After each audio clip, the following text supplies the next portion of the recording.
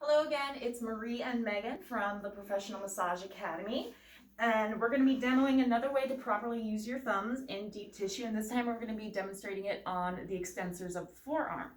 So what I'm going to be doing is I'm just going to grab the arm like that, give it a little squeeze, and then as I'm working up, I'm kind of walking my thumbs along one of the extensor muscles.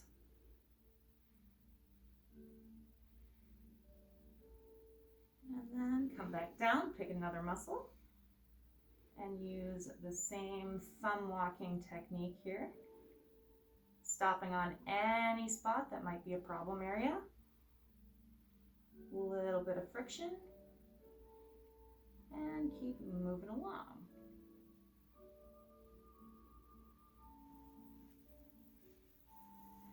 All right, very basic deep tissue technique with the proper way of using your thumbs that doesn't create any strain.